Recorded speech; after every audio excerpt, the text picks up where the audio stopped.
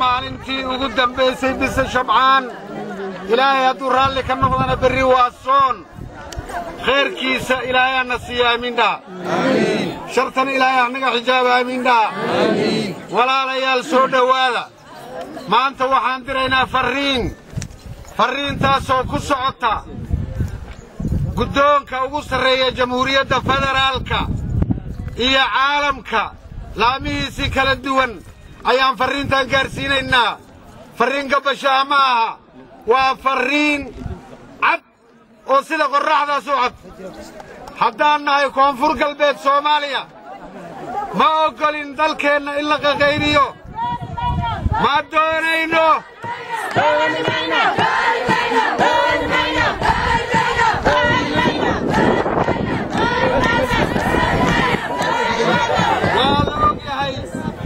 waana la yaqaanaa waddankan siduu ahaa laga soo bilaabo 1884 laga soo bilaabo ilaa xurnimadii 60kii la imaado ilaa iyo 72 xilligii badinta gobollada inta laga imaado waddanka siduu ahaa waa la ogyahay inta rijin uu ahaa waa la ogyahay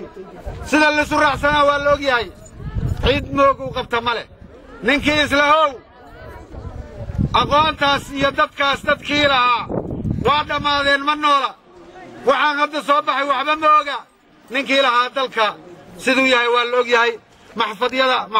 caalamkana waa yaallaan mar walbana waa laga heli karaa jiilalka naga dambeeya ilaa iyo 100 sanana taariikhda ma dhumayso meel walbay taallaa haddaad istiri taariikhdii waa madoobaatay saaxiib taariikhda ma madoobaanin dhulka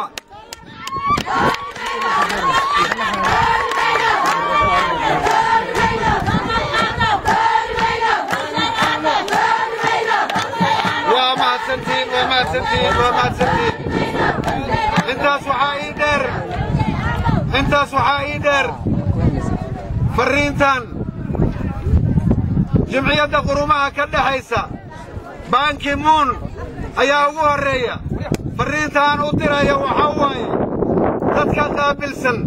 golaha ammaanka oo wakiilada ka ah ama Afrika ama Soomaaliya inaysan ahaanin wiilal yaryar oo 20 jir ah dubkooda cad annaga waxba nooguma filna wiilal yaryar inaan la soo dirin oo la dhihin wakiilay waxay ka yihiin jimciyadda qurumaha ka dhaxaysa oo way arag ahayn oo aqoontooda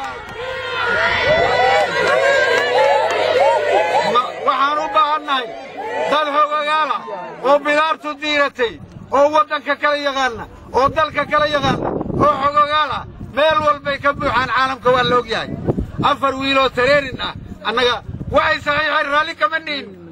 ma doonayno dalkeenana ma saxiixi karaan dadna ma siin karaan mana saxiixi karaan mana ka yeelin waa siday u sheegtay gabadha sidaas daraaddeed walaalayaal fariintan waa fariin caalami ah waa tii ugu dambaysay haddana waxaan